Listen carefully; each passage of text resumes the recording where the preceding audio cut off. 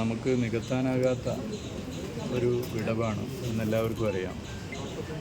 ഒരുപാട് തവണ നമ്മളെല്ലാവരും ഈ സിത്താരയിൽ വന്നതാണ്. MT അധികം സംസാരിക്കില്ലെങ്കിലും MTയുടെ ഓരോ ചലനവും നമുക്കൊരു സന്ദേശമായിരുന്നു.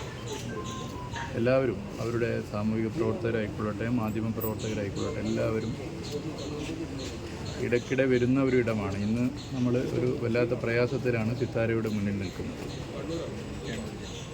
അദ്ദേഹത്തിൻ്റെ കഥാപാത്രങ്ങൾ തീർച്ചയായും ഒരു മനുഷ്യൻ്റെ നന്മയും തിന്മയും ഒരുമിച്ച് കാണിക്കുന്നതാണ്.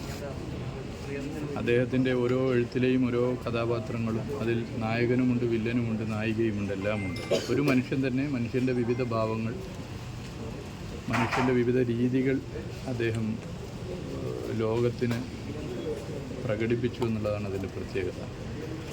സാധാരണ മനുഷ്യരുടെ പ്രയാസങ്ങളെ ശരിയായ അർത്ഥത്തിൽ നമ്മൾ ഒരിക്കലും ചിന്തിക്കാത്ത കാര്യങ്ങൾ പോലും സമൂഹത്തിന് മുമ്പാകെ അദ്ദേഹം ദീർഘകാലമായി അവതരിപ്പിക്കുന്നു എന്നുള്ളതാണ് പ്രത്യേകത.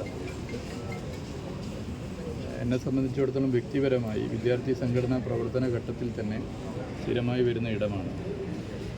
അദ്ദേഹത്തിൻ്റെ നാടായ കൂടല്ലൂർ ആനക്കര പഞ്ചായത്തിലാണ്. അദ്ദേഹത്തിൻ്റെ വീടിനോട് ചേർന്നാണ് എൻ്റെ പിതാവിൻ്റെയും വീടുള്ളത്. അദ്ദേഹം എൻ്റെ വീടുമായും ഒക്കെ തന്നെ ആ നിലയിൽ വ്യക്തിപരമായി ബന്ധമുള്ളതാണ്. ഇടയ്ക്ക് നാട്ടിൽ പോകുമ്പോൾ നാട്ടിൽ പോയ വിശേഷങ്ങൾ പലപ്പോഴും കാണുമ്പോൾ പങ്കുവെക്കാറുണ്ട്. അദ്ദേഹത്തിന് അത്രത്തോളം അദ്ദേഹത്തിൻ്റെ മനസ്സിൽ അലിഞ്ഞു ചേർന്നതാണ് കൂടല്ലൂർ. അദ്ദേഹത്തിൻ്റെ പല കഥകളിലും കഥാപാത്രങ്ങളായി കൂടല്ലൂരിലെ കഥാപാത്രങ്ങൾ വന്നിട്ടുണ്ട്.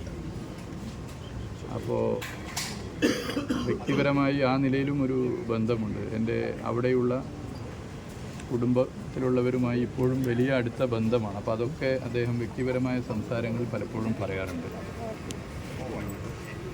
സംഘടനാ പ്രവർത്തന രംഗത്ത് നിലകൊള്ളുമ്പോൾ, പ്രത്യേകിച്ച് യുവജന സംഘടനയുടെ അഖിലേന്ത്യാ കേന്ദ്രത്തിൽ പ്രവർത്തിക്കുമ്പോൾ, ഓരോ സംസ്ഥാനത്തിൻ്റെയും കാര്യങ്ങളെക്കുറിച്ച് മനസ്സിലാക്കാൻ അദ്ദേഹത്തിന് താല്പര്യമുണ്ടായിരുന്നു എന്നുള്ളതാണ്.